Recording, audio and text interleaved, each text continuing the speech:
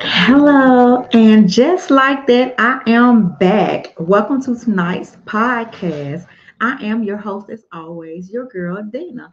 Now, I know I am on earlier than normal. I didn't even give y'all a heads up on Facebook, but hey, I had to jump on while I was at home because I have to run out and I don't want to delay my time because I don't know what time I'll be back. But I still came on to give you my word for today, right? So, if you know me, then you know that this is the podcast of the journey with Dina, right? It is my journey in real time, okay? So, that means what? As I'm going through this, I am bringing y'all through this with me as well, right? And so, I just want to hop on for a few moments of your time. And I know a lot of you will be watching the replay. So make sure when you watch the replay, you drop down in the comments and tell me hello. And tell me what you think about the podcast. I may come back on later if I'm home in no time, but don't hold me to it. So I'm just gonna go ahead and give you what I got now, and I'm gonna let y'all ponder on it, and then I'll check back in later. Okay. So tonight's podcast is entitled "When God Slows You Down: Healing the Parts of You That Have Learned to Overwork." Now, when I came up with the topic, I was like, Lord, break this down some more. What does it mean about healing the parts of you that learn to overwork? And when I broke it down, it told me that it's a learned identity and the places in you that were trained by your childhood, survival, or responsibility, right? And so, this journey that we are on is still, this is our journey to preparing for marriage, as I say, for kingdom relationship. Kingdom marriages is what we are on the journey to. But before we get there, there is a lot of work that we had to do that we are still doing. That I'm noticing that God said there's still more work to do. There is more that I am requiring of you. So that means he doing a little bit deeper work. So deeper work means what? He's really healing and it's for something that is greater than yourself, right? So tonight's episode is tender for me because I always tell y'all my business. So tonight ain't no different. But I'm gonna try to slide around a little bit as much as I can. But I'm always gonna be transparent with you, right? So it's tender for me because there's a corporate fast going around that me and Sean had shared on the other podcast, the Let's Unload with my girl Sean, and it's with prophetess Tiffany Montgomery, and the fast is called the Year of the Bride, right? So today's assignment on the Year of the Bride, they had on there about killing the abortion, repenting from abortion. So when I looked at the title, I was like, no, that's not my story. But when she went on to talk, she talked about the things that in your life that you have aborted. Whether it's been the book that God told you to write, that maybe you started writing and you didn't, the business God may have told you to create and you didn't, or something that you want to do on your own. So abortion can be many different forms, and it's just anything that you have started that you haven't completed. And so when she was talking, and I was thinking about it, and I was like, so the fast is part of a fast where it says the year of the bride, but actually the bridegroom is God. So it's actually you're the bride, and it's bringing you back closer to God, right? So in it is letting God teach you what it means to be His bride, not his worker, not his soldier, or not his performer, but his bride, right? And so today, God slowed me down long enough to show me something that I didn't even know I was carrying, right? It's shaping my pace, my decisions, my expectations, and even the way I prepare for marriage. And you know how the old saying goes, a lot of things that only come through fasting and praying. It's amazing that when you turn down your plate and you do a fast, the things that God revealed and show to you that you don't even understand or know why they came. But it came through fasting and praying, right? So it started today when I was in my group call this morning. And the question was asked, so it's a group of entrepreneurs, right? So the question was asked, what are you most passionate about in your business and why did you start your business, right? So the first young lady came on and she explained how she always wanted to work she never wanted to work a 9 to 5. She always wanted her own business so she can kind of move how she wanted to move, and all these nice glamorous things that why she stepped out and did hers, right? So they called me out and it was my time to go second, right? And my answer was the opposite of what she said.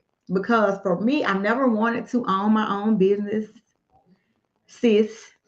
But I have and I do. From I'm on the hair salon on my second one, hair salon, event planning, event coordinating, decorating. I do home designs, decorating people's houses as well. Day of wedding coordinator, like you name it, I have a license to do it, right? But it was nothing that I felt like I chose to do. I felt like I kind of was pushed into it, from God. Of course, nobody else did it. But my dad used to always try to get me to open up a hair salon when I was younger, and I always refused to. And even to this day, like I told them that the reason why I didn't want to be a business owner, well, I didn't tell them the reason. I just said I didn't want to be one because I didn't know why. So doing this revelation today, I got an understanding on why. It's because growing up, my dad was always an entrepreneur. He worked other jobs on the side, but he was always an entrepreneur. And for me, I equated being an entrepreneur as work, work, work, work, work. No balance to it. And growing up as a child, you don't look at it as if, oh, my dad's out providing, he paying for these bills and these vacations and stuff that we go on. In my mind, it was like dad's always gone, and yeah, I don't want to do that.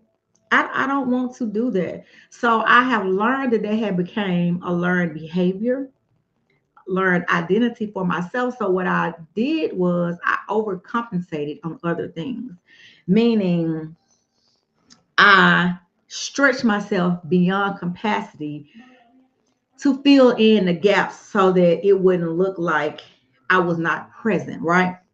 Because my dad, I feel like wasn't present physically. So I wanted to make sure that I was there, right? So what does it look like? Like, Dina, what are you talking about? So what it looked like was I have 13 nieces and nephews, one great niece and one great nephew. I was the auntie that was going to show up for everybody's child birthday party, whether their husband had a party, well, whoever had a party, I was going to be there. Why? Because I was overcompensating for what my dad did back way when I was younger. So I said I didn't want to let the kids down and not be present for them. So if I'm working 60 hours on a clock in job and then I'm still doing my other jobs on the side, whatever day, whoever birthday it was, I was blocking that time out. I was going to that party. Even if I've been to work, I've been to other events. I just always overextended myself. And now I understand why I was overcompensating because to me, being an entrepreneur meant you have to work, work, work, and to miss things. And I wanted to do the opposite, right?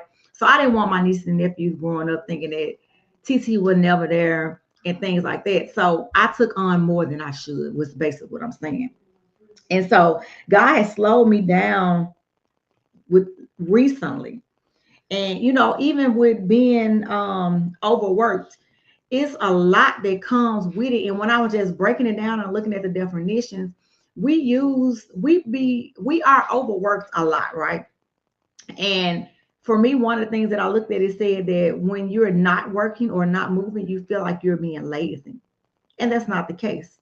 Because literally, if I don't have any clients or I don't have any projects to do and it's nothing for me to do, I'm like, oh my God, I'm getting so lazy.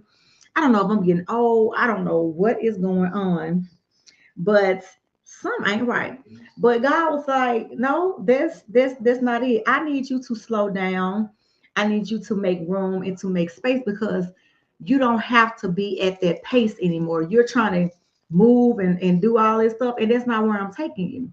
So I'm learning that God don't require that part of me anymore. He's requiring a more settled, a more showing, teaching how to make room. Because we always talk about how we want to be the independent woman, that we don't need nobody help and we don't need no man. We're gonna get it all together on our own. But no, that's not so because that's not how you prepare for partnership. You have to make room because if you can handle everything your own self, what you need him for, and vice versa, men as well. So this is teaching me, and it's been a long time, but it is still teaching me how to be at God's pace, even though it's a very slow pace, but there's still things that He's teaching. And I thought even at this point of our journey, y'all, because we've been on this journey over a year now. We're really on here a year. Before that, like maybe 2, 3 years. But guess what? There are still things that God is revealing to me that needs to be worked on. He's still pulling back layers that I didn't even understand why the things were happening the way they were, why I felt the way I did. So I just want you to think about that today. Think about some of the things that you choose to do and ask God why. Why is this? And I'm gonna give you another thing too. And when I was reading, it told me that it even affects the person you choose, right? Because I'm gonna tell you the truth. In my mind, I was like, I don't want a man that works like my dad. I'm just gonna be honest with y'all because y'all know I'm tell y'all my business. I'm like, I understand that we all want a good hardworking man that's gonna take care of the bills and gonna help do this and the other. But in my mind, I was like, I don't want somebody on that level of working. Let me rewind it. Not to say I don't want a man like my daddy, because my daddy is a great father, grandfather, husband, provider, and all that stuff. But the part of him that works a lot and I see it on somebody else, and I'm like, I don't know if I want that because I just equate him working with time gone. And I'm like, I don't want to be in a marriage like that. I don't want to be in a marriage where my husband is always working, working, working, trying to get the money and put it up and do whatever it is that we're trying to do. But now I'm understanding that it is balance to that. So I understand now why I felt like that. Not to say I was right or wrong, but that was something that I had learned. It was a learned identity. And that's what I associated my dad with, was working all the time.